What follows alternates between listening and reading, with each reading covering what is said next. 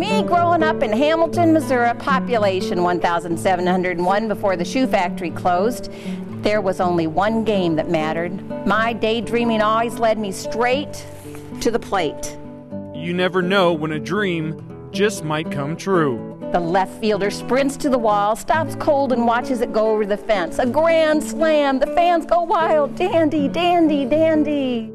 In a room full of wide eyes and anticipation, Dandi Mackall tells a story from her childhood. Her audience hangs on every word, even though the final chapter won't be written until later tonight. Hey, I'm so glad to meet you. Thanks. What's your name? Dandy. Hi, Dandy. It took her nearly 5 decades to make it to a major league field, so not even a rainout can dampen the youthful excitement of a girl named Dan. Look at this. Yay! Growing up in a small town in Missouri, I think Hamilton's pretty representative, and you make your own entertainment, which is so great, and I loved my childhood there. So we rode horses, and we wrote and made up stories, and we played ball. Played ball all the time. It was a fairy tale childhood in a small Midwestern town. It's where Dandi learned to love a game, and it's where she learned that life's lessons don't always include happy endings. That day after school, I come back, I change my clothes and run back to the school like I always did, and the guys meet me at the field and say, "You can't play."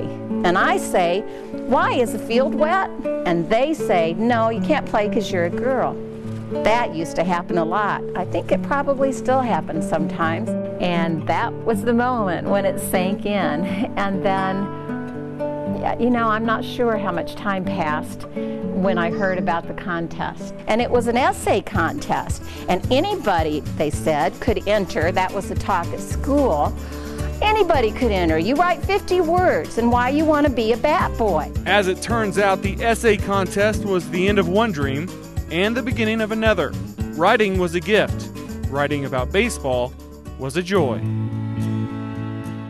At the crack of the bat, I love that second of silence before boys, girls, parents, poor, rich, explode with one voice.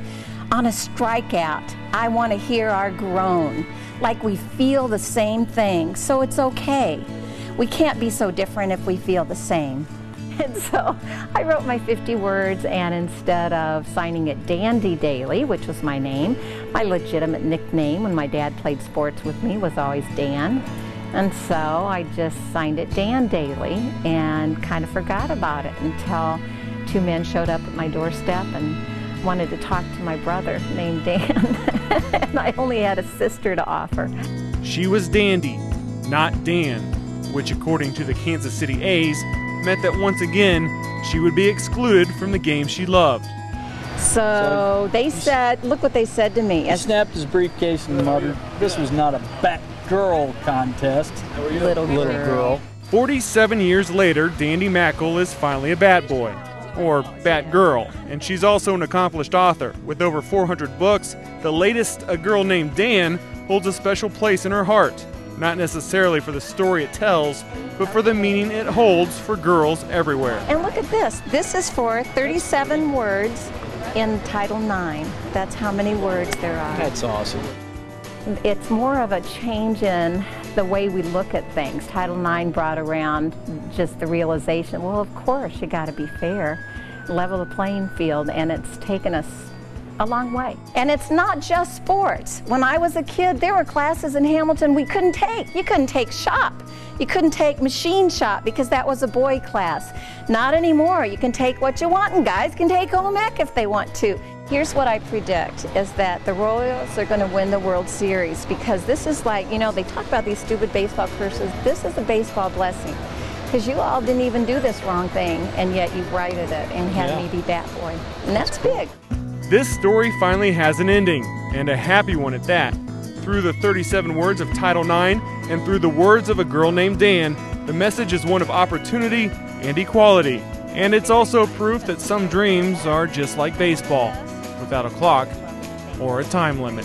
I think most of us who have dreams aren't in that top 0.01% of people who are dreaming the same thing.